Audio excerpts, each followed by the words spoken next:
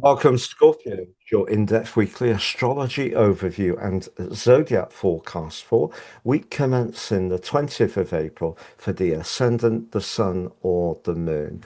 Going to share the big themes of the week first of all, then on screen your event chart as you enter the week, always influential as a backdrop. I'm then going to go through each of the influences frame by frame to give you a clear picture of what you can expect in terms of energy, work, relationships, and finances. I'm astrologer Patrick Arundel. A very warm welcome. If you've yet to subscribe to my channel, please do so now to help it to continue to thrive. But please also click or tap the bell notification symbol. As last week came to a close, a big cluster of energy in the most practical part of your situation included the new moon. And that energy does provide a backdrop for the next month. However, even if you are wanting to make some refinements, the sun's move into your opposite sign on Monday is really exciting for relationships. Now, you've had the lovely, graceful Venus in that area for just over 3 weeks as we enter the week. But later this week, she's going to forge an exciting conjunction with Uranus. What's the implication for a relationship's dynamic there? But then both Venus and Uranus are going to move into the air sign of Gemini, your eighth house. And in the case of Uranus for the long term, we also have a quarter moon in Leo on Friday. And by then, the sun has moved forwards in Taurus and coming into a tense right angle with your tiny but hugely influential modern ruler of Pluto.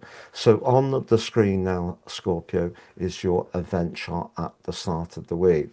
Now, the big takeout is not just that the energy from the Chiron influenced new moon continues to ask you to make some conscientious changes to your lifestyle choices in terms of diet, exercise, and rest, but also your very powerful traditional ruler of Mars is still in that tight conjunction with Saturn and Mercury.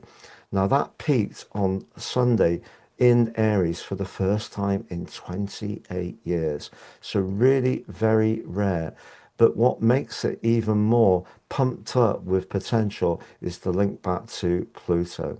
So if you're wanting to evolve something in your world, make it more ordered, whether it's your home, the fourth house, whether it's making sense of your inner world, your emotions, whether it is being a little bit more virtuous about the things you eat and drink or the lifestyle choices you're making, there's going to be a lot of push to continue to do that as you come into this week. But there's the sun later on Monday moving into the seventh house. So for the next 4 weeks, all sorts of relationship potential can come up for you.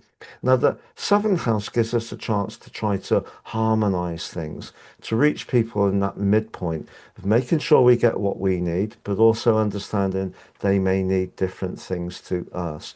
Now, you have had the gracious and graceful Venus in that area for just over those 3 weeks, as I mentioned. And it's possible that if you have been getting to know someone, the sun moving into that area can add to the potential to make that tie work.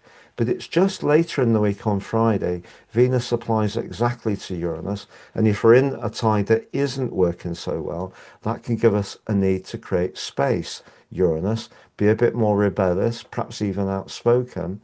But equally, it may see you do something a little bit more spontaneous. So even if you're in a long-term relationship, which has got a little bit predictable, it's a chance to try and reinvigorate it, recreate that spark that you initially had. But you may need to surprise your partner, or perhaps be a little bit more provocative in your approach. But as the week also goes on, the sun moving forwards not only squares with the moon in Leo on Friday with the quarter moon, so that gives us a seventh, 10th house energy, the sun also squares up with Pluto. And if in any kind of relationship you feel there's a bit of a battle of wills going on, even if it appears all very pleasant on the surface, entirely possible, the seventh house, your willpower to get what you need is going to be strong. But it's also important not to win an argument, but lose the potential for a deeper connection. Now, as the week finally comes to a close, Venus and Uranus move into Gemini. Now, the eighth house, which starts the week occupied by the moon, the eighth house, particularly with Uranus over the next 7 years, can really push you to show your ingenuity, but around long-term finances. But the eighth house can be about devotion, but it can be about transformation. So it just depends around your long-term finances or long-term relationships, whether you're wanting to bring some spark to them in a positive way or you're wanting more independence, how it will play out immediately at the end of this week. I'm going to summarize those four areas of energy: work, relationships, and finances next, Scorpio. But just to say, I've slashed the price of my personal horoscopes. You can now order three and pay for just one. Three for the price of one. You order your life roadmap report, which helps us to understand our personal patterns that have occurred in our life so far, totally unique to you.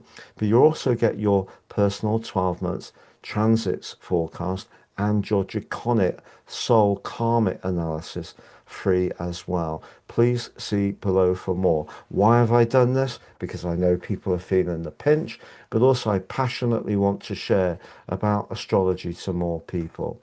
Now, if you've yet to watch that Uranus 84-year cycle deep dive video on the screen, yet to watch that Clash of the Malefics, your traditional ruler Mars and Saturn, on the screen, the first time for 28 years. If you'd like to work with me directly, please see my testimonials below. And if you've yet to sign up for your free daily horoscope fired to your device each morning for your early day celestial pit stop, you can sign up below too. So to summarize, I think as far as relationships are concerned, if you've met someone recently and it's going well, it can get closer over the next month. If you're in a long-term relationship that has got a little bit too dull, it is a chance later this week to try to reinvigorate it. However, when it comes to your professional situation, you may, if you're not feeling particularly invested in what you do, if it's not giving you much personal satisfaction, I think you could seriously be looking for a new start. But equally, if you do work in the service sector, food distribution, health, personal care, anything to do with providing services, I think this can be a time when your skills and experiences can be very valuable to you. Now, what about your financial situation? Well, the planet of fortune, Jupiter, is in a very expansive part of your chart right through to the end of June. So that's generally suggesting you be very open-minded. It's possible that some Scorpios will forge relationships based on business. But with Uranus and Venus, the planet of money, moving into your eighth house at the end of this week, you could have a surprise piece of good fortune linked to someone else that you're involved with. A family member, it could be an inheritance, could be an insurance payout.